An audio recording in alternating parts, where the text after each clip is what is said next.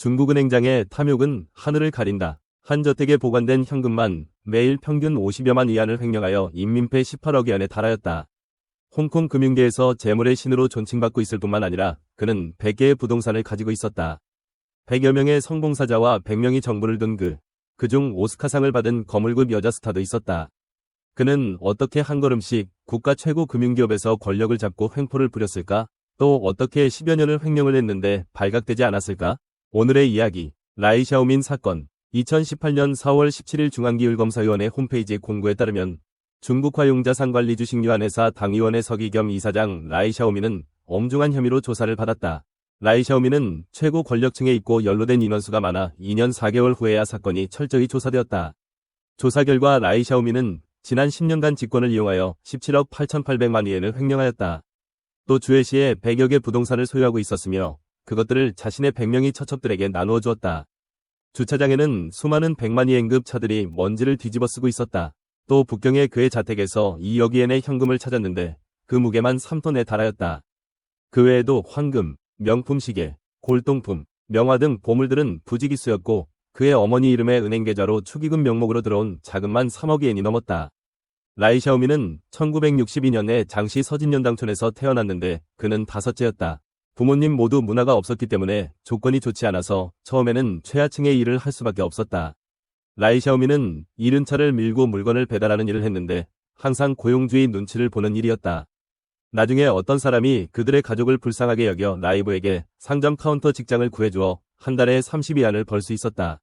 어머니는 옷단추를 꿰매어주는 일을 했는데 수입이 적었다. 아마도 이런 조건이 라이 샤오민을 격려했다.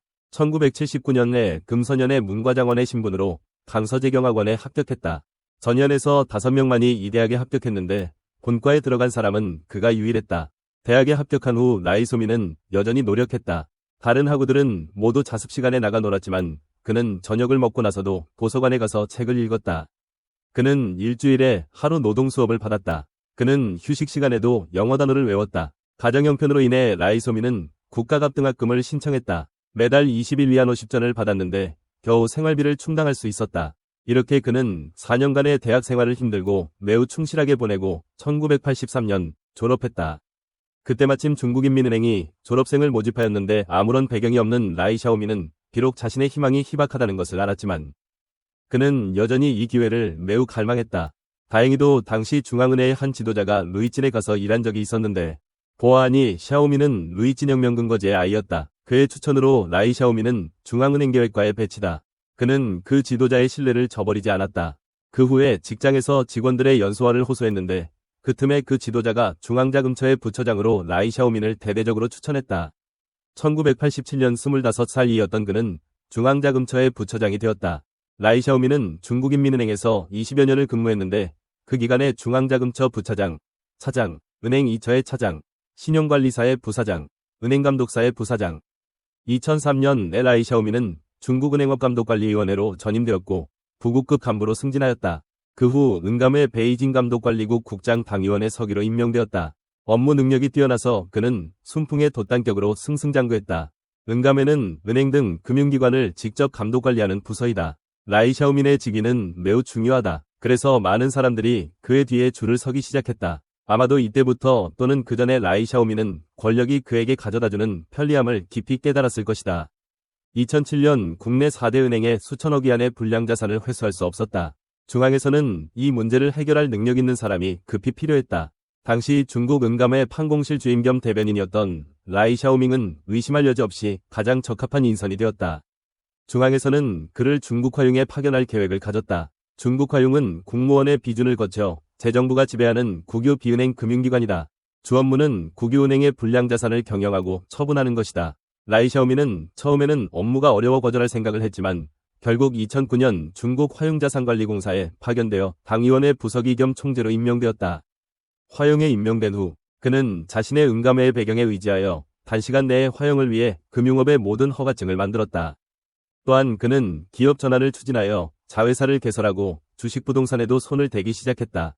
이와 동시에 그는 텔레비전 매체에 노출하여 자신을 화용의 수석 업무 홍보관, 수석 판매관, 수석 대변인으로 홍보하여 자신의 1년에 33.8만 KM을 뛰어다니면서 중국 화용을 이끌고 있다고 필사적으로 자신을 홍보했다. 같은 해 9월, 라이 샤오미는 화용회사 회장 겸 당위원회 서기로 임명되었고, 그해 올해의 중국 10대 금융인물로 선정되었다. 이후 라이 샤오미는 급진적인 경영을 계속하고 급속히 확장하여 수십 개의 자회사 지사를 개설하였다. 이 회사들은 각각 은행, 증권, 신탁, 투자, 선물, 금융 서비스 등을 설립했는데 비록 실적이 빠르게 상승했지만 이때 화용은 이미 본업에서 심각하게 벗어났고 심지어 국가 정책을 위배하고 국유 금융기관의 진출을 금지한 프로젝트에 참여하다 업적 추구하는 동시에 라이 샤오미는 개인의 이익을 광적으로 도모하고 금융 분야와 관련된 일부 사용기업은 그에게 대량의 자금을 보냈다. 뿐만 아니라 1인자가 된 이후부터 라이 샤오미는 위로는 회사 고위층부터 아래 식당 아주머니까지 거의 모두가 그의 동양인이 되었다. 사실 규정에 따르면 국유기업의 중대한 사항, 중요한 간부 임면직은 모두 회의를 반드시 거쳐야 한다. 그러나 회사 당위서기, 회장, 법인이 모두 1인이고 또 기율이서기 역시 자신의 부하인지라 1인처나 유아독존의 존재였다. 만약 누군가가 감히 반대 의견을 제기한다면 얼마 지나지 않아 직장에서 쫓겨났다.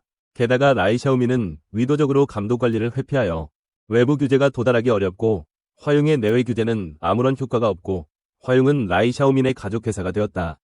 2017년 중국 화용의 순자산은 라이 샤오민이 임직하기 전에 순 156억 위안에서 1826억 위안으로 증가하였고 총자산은 1조 8700억 위안으로 무려 57배로 증가하였다. 외부인이 보기에 이것은 모두 라이 샤오민이 단연간 경영한 결과였지만 내부 사항을 아는 이들이 볼 때는 그렇지 않았다. 이것들은 전부 백성들의 자금을 잠식한 결과인 것이다. 라이 샤오민의 융자 방식 중 하나는 홍콩에 상장하는 기업의 주식을 조작하는 방법이다. 홍콩의 기업인들은 그를 재물신이라고 불렀다. 그와 옷깃만 스치는 인연이 있어도 부자가 되는 건 어렵지 않았다.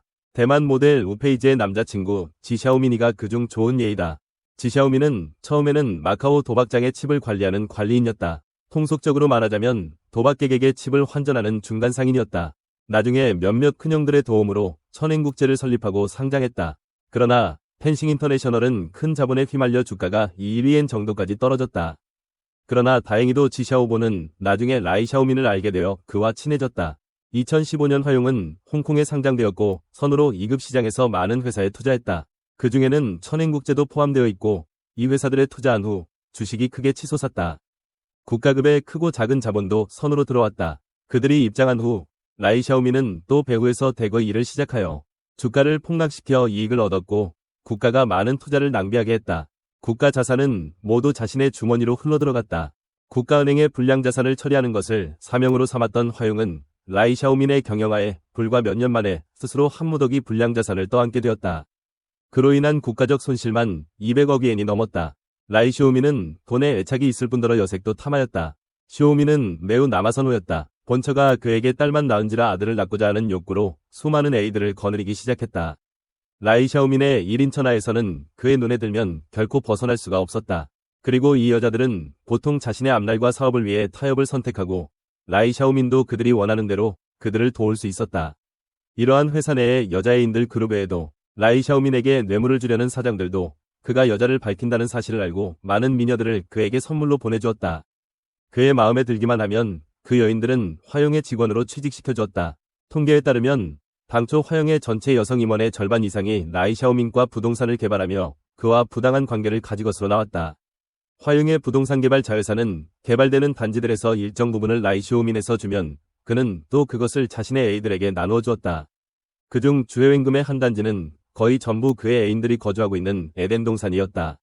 심지어 일부 여성은 유명한 배우로 심지어 아카데미 수상한 국제급 배우도 있었다.